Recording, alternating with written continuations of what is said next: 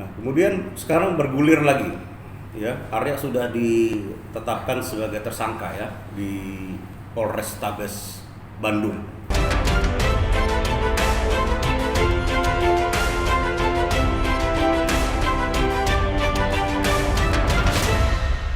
Sampaikan yang pertama itu adalah klarifikasi saya ya. Klarifikasi saya Andreas Naut Silitonga terhadap pernyataan dari penasihat hukum Karen ya, yang menyatakan bahwa saya berusaha untuk apa istilahnya ya, persisnya itu membungkam atau meredam ya, meredam kasus Zevi ya. Hal pertama yang perlu saya sampaikan bahwa pembicaraan itu adalah pembicaraan antara penasihat hukum ya, antara penasihat hukum, saya sebagai penasihat hukum Arya, Pak Wemi sebagai penasihat hukum dari Karen ya, di mana hal tersebut ya ada juga aturan mainnya sebetulnya ya, di mana secara etika ya pembicaraan itu sebenarnya tidak bisa diungkap atau tidak bisa dijadikan bukti ke pengadilan, itu clear ya. Nah sekarang yang dilakukan adalah hal tersebut disampaikan bahwa seakan-akan saya ini sedang melakukan suatu hal yang menurut saya tidak terpuji begitu ya. Begini, saya perlu jelaskan kepada masyarakat Indonesia bahwa pertemuan yang saya lakukan dengan saudara Wemi itu adalah satu-satunya pertemuan yang kami rancang dengan penuh kasih ya, di mana keluarga ini sedang berduka. Saya mengundang pengacaranya, saya sampaikan kepada dia bahwa posisi Karen itu sekarang lagi bagus, lagi ada di sini. Posisi Arya sedang ada di sini, ya, dengan pemberitaan bahwa seakan-akan Arya ini sudah melakukan pembunuhan kepada putrinya sendiri yang sedang dia perjuangkan, ya. Lalu saya bilang apa? Lalu saya bilang bahwa nggak apa-apa kita berhenti di sini, ya, nggak apa-apa kita berhenti di sini. Kita aja lawyernya salaman di depan media, clear, masalahnya selesai. Ya, Anda punya laporan polisi pengeroyokan di mana dikatakan bahwa ayah dari Arya itu melakukan penodongan pistol pada Karen di rumahnya itu. Ya, ada laporan polisi di Polrestabes Bandung yang disampaikan bahwa itu dibekap, ada kekerasan fisik, ya. Di mana kami juga punya laporan polisi bahwa sudah dilakukan pencemaran nama baik, dugaan pencemaran nama baik. Nama Marsyanda ditarik-tarik dalam kasus ini. Seakan-akan Arya itu berselingkuh dengan Marsyanda. Siapa yang? Jadi namanya sudah tercemar orang-orang ini. Ya. Nah, jadi itu yang saya sampaikan. Udah kita close aja di sini. Kita berdamai di sini. Itu tindakan yang buat saya ya, dari pihak Arya juga sangat mulia begitu. Terus sekarang diputar balik seakan-akan ini mau membungkam, ini mau meredam, apa urusannya? Itu nggak ada sama sekali.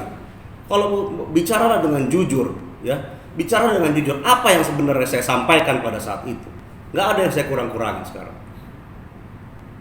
Ya, saya sangat sedih dengan pemberitaan yang sudah dilakukan bahwa seakan-akan saya ini mau melakukan sesuatu yang keji. Itu loh. Padahal yang saya lakukan adalah berusaha untuk mencari titik temu. Udahlah kita selesai aja di sini gitu. Dan mereka itu bukan pelapor di kasus Zevi. Jadi bagaimana saya meminta dia itu untuk meredam, untuk mencabut laporan di kasus Zevi. Saya bukan bicara kasus Zevi. Kasus Zevi sudah dalam proses penyelidikan. Ya, kasus Zevi sudah dilakukan otopsi. Bagaimana meredamnya? Bagaimana saya bisa meminta ya seorang Karen atau penasihat hukumnya untuk meredam sesuatu yang sudah menjadi seperti ini? Gak masuk logika. Gitu loh, saya sedih sekali. Padahal itu sebuah tindakan yang kembali harus saya ulangi, itu suatu tindakan yang sangat mulia, mengajak damai. Kok jadi membungkam, kok jadi seakan-akan saya ini penjahat gitu. Sedih, saya sangat sedih. Bagaimana cara mereka menangani kasus ini, saya sangat sedih. Ya, Saya mau bicara laporan masalah penodongan pistol, katanya ada pasal 170 pengancaman, ya, pengeroyokan. Oke, sebentar lagi mungkin sudah ada hasilnya. Saya doakan yang terbaik buat para pihak, ya, buat para pihak loh. Ini baik pelapor maupun terlapor itu adalah pencari keadilan. Ini bukan hanya Karen sebagai pelapor. Setelah sebagai terlapor pun mencari keadilan, bagaimana dengan status saya yang dilaporkan ini? Bener nggak saya melakukan itu, gitu loh, ya. Jadi itu yang pertama yang perlu saya sampaikan. Saya sangat menyayangkan. Ya saya tidak mau terlalu jauh lagi, ya, untuk melakukan klarifikasi terhadap hal tersebut, karena sekarang ini sudah menjadi sudah, ya buat saya itu udah lewat lah. Saya masih bisa memahami mungkin ini adalah salah satu strategi untuk mengambil hati masyarakat atau apapun. Cuman yang bisa saya sampaikan, kejadian yang sebenarnya adalah saya ingin menyelesaikan permasalahan ini secara kekeluargaan. Namun apa yang saya dapatkan, saya disebut bodoh juga. Saya disebut bodoh, ya kan? Ya. Jadi marilah kita pada tempatnya lah kita tempatkan, ya. Posisinya saya sebagai kuasa hukum, Pak Weni sebagai kuasa hukum, Karen sebagai satu sisi sebagai pelapor, nanti juga ada laporan, ya. Karena pada saat mereka menyatakan bahwa Arya sudah dirawat di rumah sakit jiwa selama 4 tahun, dan itu bukan cuma satu orang yang bilang, bukan cuma Karen, ayahnya juga, terus ya banyak pihak lah. Mereka itu harus bisa mempertanggungjawabkan hal tersebut. Ya, 4 tahun loh, tuduhan yang sangat mengerikan loh, dan yang sangat mudah untuk dibuktikan secara terbalik. Kalau misalnya itu tidak ada bukti mereka bahwa itu 4 tahun, itu sudah fatal. Sudah fatal. Menyebutkan hal tersebut di muka publik bahwa dia sudah dihukum 4 tahun. Bagaimana dampaknya? Ya, orang yang sudah dikatakan dirawat di 4 tahun, bagaimana orang itu mau mendapat kesempatan untuk bekerja? Siapa yang mau mempekerjakan dia misalnya? Misalnya itu cuma salah satu contoh. Ya. Kalau kemarin-kemarin, oke lah, saya masih bisa pahami bahwa hal tersebut mungkin untuk dalam rangka memperebutkan anak. Sekarang posisinya sudah berubah, anak sudah meninggal. Ini tidak ada yang kita inginkan. Ini suatu yang di luar dari kehendak manusia. Ya, anak itu sudah tidak ada. Makanya itu saya datang kepada pengacaranya, kepada Karen, menawarkan udahlah kita aja yang salaman. Kita aja yang salaman, cabut laporan polisi semua, selesai masalahnya. Ya, jadi sama sekali bukan seperti hal tersebut yang disampaikan oleh pengacaranya. Dan saya sangat sedih dengan tuduhan-tuduhan yang memojokkan seperti itu. Ya. Nah, kemudian sekarang bergulir lagi, ya, Arya sudah ditetapkan sebagai tersangka, ya, di Polrestabes Bandung. Ya, saya tadi ditanya wartawan, saya juga sudah baca beritanya di Detik, ya. Nah, intinya saya mau sampaikan begini. Hal tersebut adalah laporan yang dibuat oleh Karen terhadap Arya mengenai KDRT. Hal pertama yang saya pertanyakan, ini saya masih ada beritanya nih, ya. Saya cuplikan dari kompas.com, ini kutipan, ya. Laporan di Polrestabes Bandung KDRT, saya didudukin, saya disekap sampai sesak napas, dan dia bawa anak saya pergi. Ya sudah, saya langsung lapor polisi karena saya punya hak. Saya nggak tahu yang dilaporkan Karen itu apa di Polrestabes. Cuman kalau saya baca ini seakan-akan adalah kekerasan fisik, ya, kekerasan fisik. Lalu yang diumumkan oleh Bapak Kapolres ini adalah pasal 45 ayat 2. Ayat 2 itu dengan ancaman pidana 4 bulan penjara. Ya, itu adalah kekerasan psikis.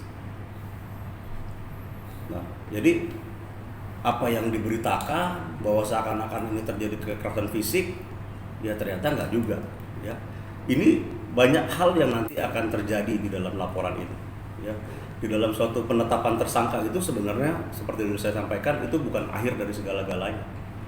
Penetapan tersangka itu adalah suatu proses hukum, ya, dalam pencarian keadilan juga, karena di situ masih bisa orang itu mendapatkan SP3 nanti, ya. Karena Arya ini juga sebenarnya belum terlalu banyak diperiksa di Polrestabes Bandung. Masih banyak yang bisa kita sampaikan nanti kepada Polrestabes Bandung mengenai kejadian yang sebenar-benarnya. Ya, kita juga sudah menyiapkan banyak sekali footage, ya, rekaman-rekaman, statement-statement, baik itu dari semua pihak Karen, semua kami rekam, dan itu sudah kami lihat banyak sekali ketidakkonsistenan, berbenturan keterangan yang diberikan oleh satu orang yang sama dalam kesempatan yang berbeda. Ya, sudah sangat seserius itu kami menangani kasus ini. Ya, termasuk nanti di Polrestabes Bandung yang bisa saya sampaikan bahwa pada saat itu Arya itu sedang melakukan upaya pencegahan supaya Karen itu tidak melakukan bunuh diri. Ya, direkam. Puji Tuhan, saya senang itu direkam. Supaya apa? Supaya terlihat, tergambar gitu loh kejadian sepertinya sebenarnya itu seperti apa. Ya. Nah, jadi kalau misalnya itu nanti kami sudah bisa sampaikan ke pihak penyidik lebih luas lagi, karena kemarin apa? Karena kemarin begini. Di Polrestabes Bandung itu belum banyak bicara karena memang ada musibah, ya, Zefi meninggal. Jadi konsentrasinya pun terganggu. Bagaimana kita harus menghadapi semua proses hukum yang sedang dijalani, itu sangat sulit. Nah, cuman sekarang sudah mulai ditata. Nah, nanti kita akan banyak bicara dengan Polrestabes Bandung. Kita akan memberikan keterangan yang sejelas-jelasnya. Sekarang logikanya, kalau kita sedang menghalangi seorang untuk melakukan bunuh diri, ya, nggak mungkin itu cuma dielus-elus. Sayang, jangan bunuh diri, ya. Pisaunya sudah nusuk. Tidak mungkin. Pasti ada upaya gitu. Ada upaya yang seimbang, ya, upaya yang seimbang supaya hal tersebut tidak terjadi. Ya. Begitu loh. Jadi kalau misalnya direkam, saya sangat senang. Itu akan terlihat nanti bagaimana kejadian yang sebenar-benarnya itu akan terlihat. Ya, saya ulangi lagi, tidak mungkin kita melakukan pencegahan orang bunuh diri itu dengan harus seimbang lah, simpelnya. Itu yang paling mudah dicerna, harus seimbang. Jadi kalau misalnya ada upaya begitu, ya harus ditahan gitu. Nah, tapi apapun itu, kami sangat menghargai proses penyidikan yang sedang dilakukan Polrestabes Bandung.